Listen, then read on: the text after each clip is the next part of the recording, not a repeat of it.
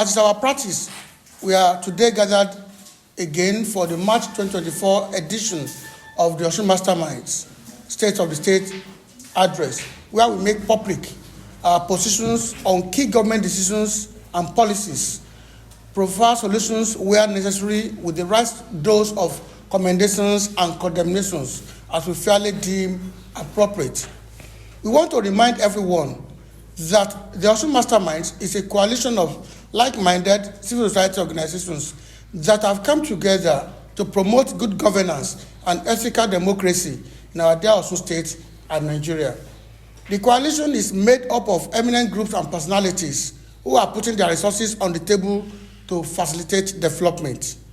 In this March edition, we will again address key issues in the polity, and we hope to receive constructive feedback from all individuals and arms of government concerned.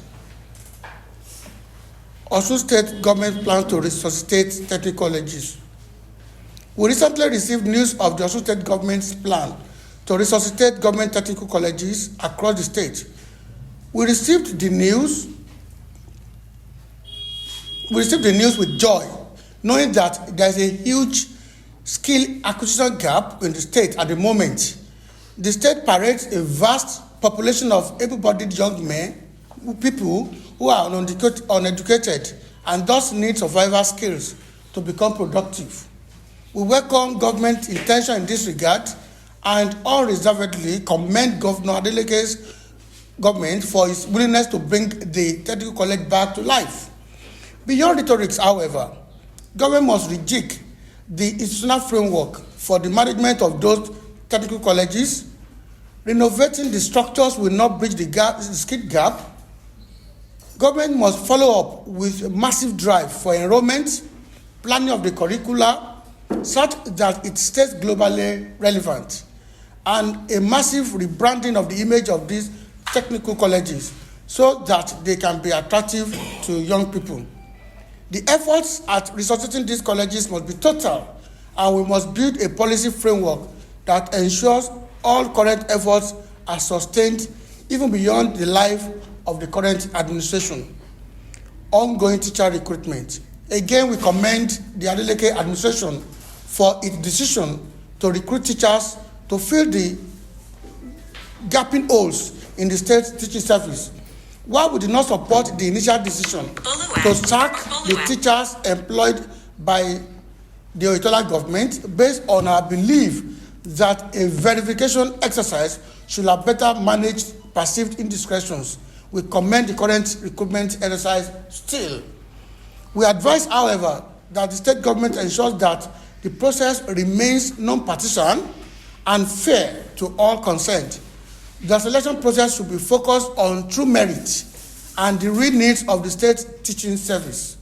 We actually hope that the state government conducted a proper needs assessment before the exercise so that the recruitment will directly address the existing gaps. Contract awards. We keenly followed recent debates on the award of ongoing contracts in the state. We are particularly displeased by the conversations surrounding the nature of ownership of two of the major contractors, Messrs. Real Gode Limited and Messrs. Akumen Ford Limited. Assuming without conceding that the Deputy Speaker of the State House of Assembly, Mr. Akiyode Oyewusi, and his wife indeed resigned their positions as directors in the state companies, it is a fact that they still will hold significant control over the current managers of the companies, who will very likely be managers appointed by the Deputy Speaker's family. The track records of both firms also call for some concern. The total value of contracts awarded to both companies linked to the Deputy Speaker is 9.7 billion naira. What is the history, the antecedents of the companies that make them deserving of contracts to that tune? We made some findings on our own and discovered that Kimsi Global Investment, the firm awarded the construction of First Palm Bridge at Lamego intersection, Osogbo, at a cost of 8,521,632,257 naira 28 kobo, has an inactive status on the Corporate Affairs Commission's website. This would mean that the company has not been filing annual returns with the regulatory body.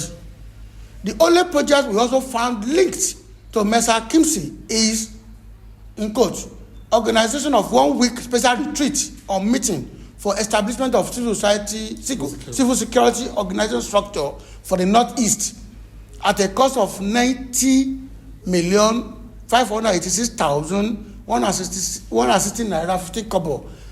A contract it got from the Ministry of Humanitarian Affairs, Disaster Management and Social Development in the year 2022. You can verify from Open Treasury Portal as our source. We cringe to imagine that just 2 years ago, the company that got a construction contract of over 9 billion naira in Osun State was taking contracts for training, not more than 90 million naira. This does not prove to be a sufficient track record for a state government to base procurement on. We also discovered that Engineer Integrated Engineering Limited, the firm that got the contract for the dualization of Baptist High School Kikadede at a cost of 11,90,838,764 naira, is also marked inactive on the database of the Corporate Affairs Commission. Awarded a contract worth a whopping 11 billion naira, Engineer Limited's inactive status with CAC leaves much to be desired. The story is the same for Great Enyok Tech Limited. The firm awarded the contract for dualization of Akuda Baptist Square at a whopping cost of 12,200,512,000 naira. Formation of Cybercrime Committee. We received the news of the formation of Cybercrime Committee by the state government with mixed feelings. 1. It is easy to think that the formation of such committee is for the purpose of oppressing perceived enemies of government. 2. It is also easy to think that the formation of such committee is a waste of time and resources, as all legal frameworks necessary to prosecute cyber crimes are already provided for by laws of the Federation of Nigeria. And we cannot sit down now, Kukunia, and be sitting on the Administration of Justice Act. The state government needs to come clean with its intention in this regard. The state government must also ensure that no citizen of the state is oppressed by any agent of government. Using avenues created by such a committee, while citizens are under obligation to be responsible in their dealings and reportage of government activities, their fundamental rights as citizens must also be protected at all times. As we await clarifications on the true roles of the committee, we are standing watch over the conduct of the committee as a whole and its members as individuals who will promptly criticize any wrongdoing in as much as citizens have not contravened the law. Appeals to the federal government. We want to make the following appeals to the federal government under President Ahmed Bola Tinubu on behalf of the good people of Osun State and Nigerians. And by extension, we are calling on the state government to also put pressure on the federal government to do some intervention on this. 1, we appeal to the federal government to give urgent attention to the complete rehabilitation of Ibadan-Ilesa Expressway, as it has now become a death trap. 2, we also appeal to the federal government to intensify efforts at stemming the tide of food inflation in the country. The federal government must find all means possible to stem the tide of inflation, as the rising costs of food has put Nigerians under immeasurable pressure. 3, knowing how the cost of fuel controls the cost of other commodities, we implore the federal government to expedite actions on the nation's refineries, as local production is our only solution to affordable fuel. 4, we implore the President, Asiwaju Bola Ahmed Tinubu, as a matter of urgent national importance, to rethink the assignment of Mr. Bayo Adelabu as the Minister of Power. The electricity situation has worsened across the country, making life harder for the average Nigerian. Aside the economic hardship everybody is facing, the minister, having failed to efficiently manage the power sector, has shown himself incapable of giving the sector the needed leadership and should therefore be sacked or reassigned to a different ministry that suits his capacity. Conclusion.